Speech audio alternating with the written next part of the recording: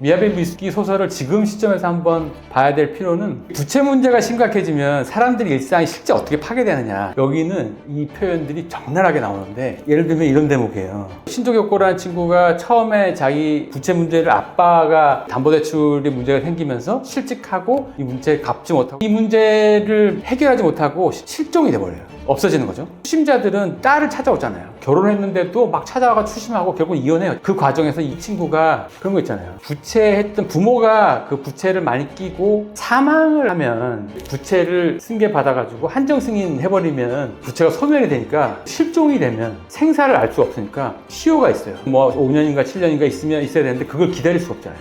그러니까 기도를 합니다. 가엾게 여기신다면 제발 우리 아버지 좀 죽여주세요. 소름 돋아요.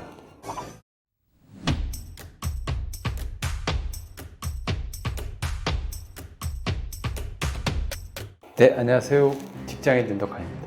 미야비 미쓰키 원작의 소설 화차인데, 요 줄거리가 국내에 2012년도에 개봉한 그 영화 화차랑 좀 달라요. 현직 형사인 그 혼마 슈스케라고 하는 사람, 이 사람 집으로 조카가 찾아와요. 자기 약혼녀가 사라졌다, 이렇게 얘기하는 것부터 시작합니다. 혼마 슈스케라고 하는 사람이 주인공이고, 이 사람의 관점에서 이 사건을 추적해 나가는 거예요. 그래서 사라진 자기 약혼녀의 이력을 찾아가다가 이 사람이 이력을 알게 되면서 벌어지는 사건들이 이 이야기의 줄거리의 핵심이죠. 이 사람이 첫 번째로 찾아갔던 데가 지금 다니고 있는 직장이거든요. 거기 이력서가 전부 다 가짜였어요. 심지어는 이 사람의 이름마저도. 여기서부터 이제 독자들이 멘붕에 빠집니다.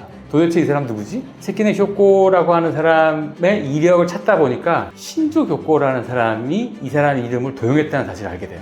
그러다가 이 이야기가 투 트랙으로 갑니다. 세키네 쇼코의 사람의 이력도 추적하게 되고, 신조 교코라는 사람의 이력을 두 방향으로 추적을 해요. 근데 공교롭게 이 두 사람의 이력이 만나는 지점이 있어요. 경제적으로 상당한 어려움이 있다는 부분에서 만나요. 굉장히 채무 관계가 복잡했고 힘들어했고, 이 부분에 두 공통점이 있는 상태에서 만나고, 그러니까 이 세키네 쇼코의 이름을 도용하게 된 이유나 배경을 알게 되면서 이 사람의 그 일탈이나 끔찍한 사건에 집중하는 게 아니라 이렇게 할 수밖에 없었던 시스템, 여기에 의외로 관심이 갑니다.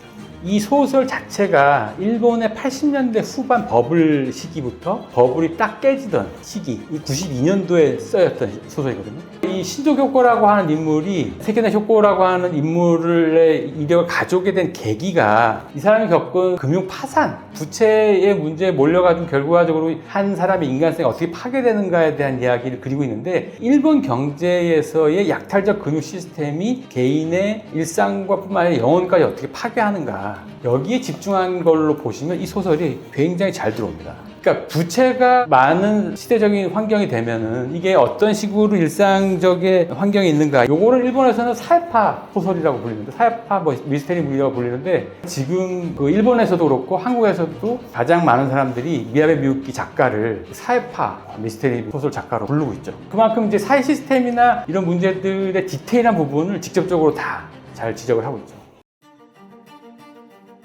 메시지는 조금 다르죠. 변영주 감독도 기본적으로 상당히 사회적인 메시지를 많이 던지는 감독이잖아요. 왜 이 배우를 현실에서 이름을 대신하는 방식이 아니라 자살을 하는 방식으로 사회에 지울 수밖에 없었냐. 제가 보기엔 변영주 감독이 영리하게 선택을 했던 것 같아요. 왜냐하면 한국에서는 일본의 90년대처럼 자기를 지울 수 있는 시스템이 없어요. 어딜 가든지 이력이든 이거를 추적당해요. 도망갈 수가 없어요. 일본은 90년대 초만 해도 기본적으로 이 우리나라처럼 이 중형 시스템이 모든 개인을 쫓아가게 만든 시스템이, 일본은 제가 알기로는 2015년도 이후거든요. 그러니까 요 소설을 써였을 때만 해도 내가 전입신고하고 이쪽에서 전출신고를 하지 않으면 주소가 두 군데 다 남아있는 거예요. 그걸 노려서 이 사건 같은 것들이 발생했고, 약간 행정적으로 지금도 후진적인 시스템을 그대로 방치하고 있다, 이런 식의 이제 문제를 제기한 책들도 있더라고요. 이 책입니다.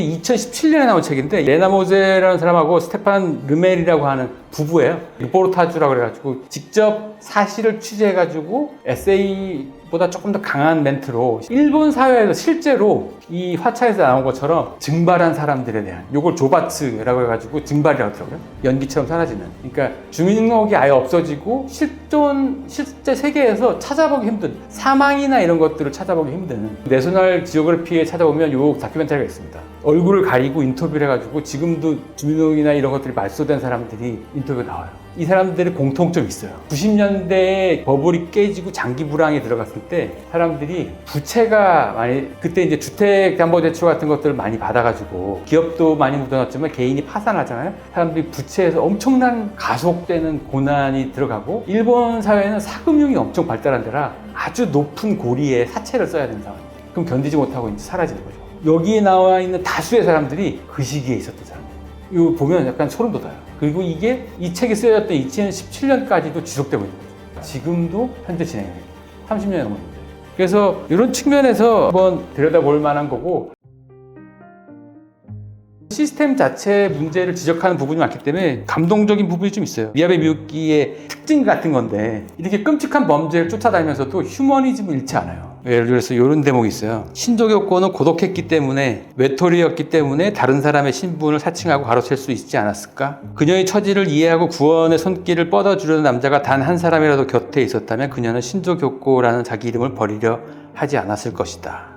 이게 이제 혼말한 형사가 이 사람의 이력을 쫓아가다가 반전이 있는 대목입니다. 이 사람의 삶에서 얼마나 힘들었겠는지를 이해하고 거의 연민을 느낀 대목이에요. 그래서 맨 끝에 범인을 딱 현장에 붙잡는 장면을 끝나는데, 그러면서 얘기를 해요. 당신의 이야기를 듣고 싶다, 이런 얘기를 하고 끝나요.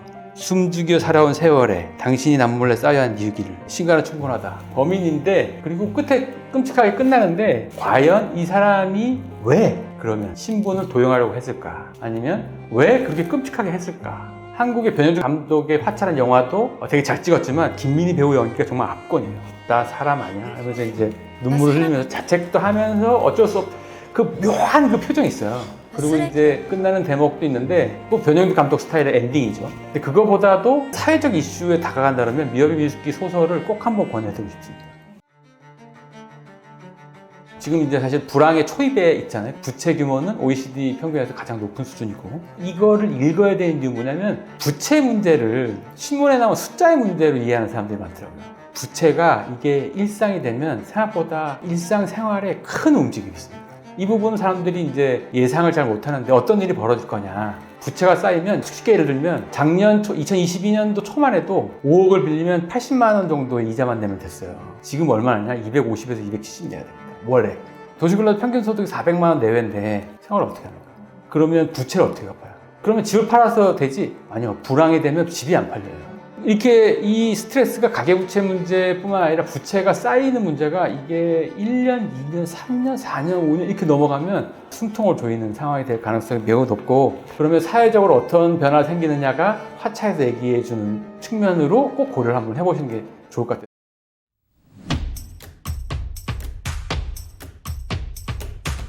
전망은 조금 우울합니다. 예. 2023년도 6월 20일 기준으로 서울 회생법원에 나온 통계로 보면 작년에도 파산 신청해가지고 인정이 된 부분이 되게 늘었거든요. 법인 같은 경우에 47% 내외, 개인도 47% 내외. 요거 언론에 잘 안 나와요.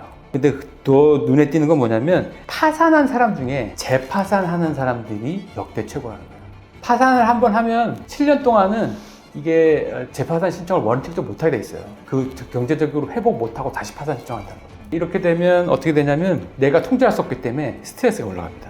스트레스가 올라가면 부정적인 감정 같은 게 많이 쌓여요. 그러면 이게 대체로 공격성으로 표출될 가능성이 있는데, 안을 향하면 자살이 되는 거고, 밖을 향하면 무차별 뭔가 묻지마 폭력 같은 게 되는 거죠. 지금 사실은 이런 비슷한 일이 생겼는데, 장기 불황이 오래되다 보니까 이게 약간의 경기 불황 신호가 더 많이 나오면 사람들이 막 여러 가지 나쁜 행동들을 많이 하거든요. 예를 들면 일본 같은 경우에는 2008년도에 아키하바라라고 일요일 날 낮에 차량이 안 다니는 날인데, 그때 차량 막 치고받고 해가지고 사람들 17명을 사상한, 10명이 사망하고 아마 7명이 중상을 입었을 텐데, 그 사건이 이뤄진 게 2008년도예요. 묻지마 범죄가 그때 많았고, 90년대에는 불황이 시작돼가지고 여러 가지로 침체돼 있으니까 뭐가 있었냐면, 그 오음진료구에 7인 가스가 배포돼가지고 그때 많이 죽었죠. 도쿄 지하철에서. 이런 식의 묻지마 범죄 같은 것들이 나타날 가능성이 앞으로도 매우 많기 때문에, 요거는 사회적 스트레스 높아지는 상황을 좀 예상을 하시고 계시는 게 좋을 것 같아요. 그러면 사람들이 어떤 선택을 할 거냐. 심리학에서 되게 재밌는 실험을 했는데, 여유 있는 상황을 가정하고 어떤 선택을 할 거냐 물어보고, 결핍이 큰 상황을 주고 선택할 거 물어본 거예요. 그다음에 결핍 조건은 뭐냐면 실직했어요. 회사에 잘린 거야 그냥. 구직할 때까지는 손가락 빨고 있어야 되는 거죠. 설상가상으로 집을 이사를 해야 돼요. 게다가 거긴 친척집에 들어가야 돼. 모은 돈도 거기다 박아야 돼.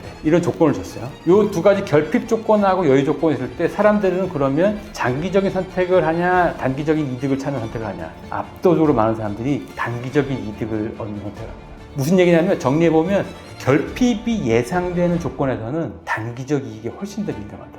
지금 불황이 올 거라고 생각하잖아요. 사람들이 단기적인 이익 쪽에 훨씬 더 많이 쏠릴 가능성이 있어요. 그러면 예를 들어서 당장 100원 혜택이 있어요. 조금 참고 지내면 1000원 혜택이 있어요. 1000원 혜택이 안 들어올 겁니다.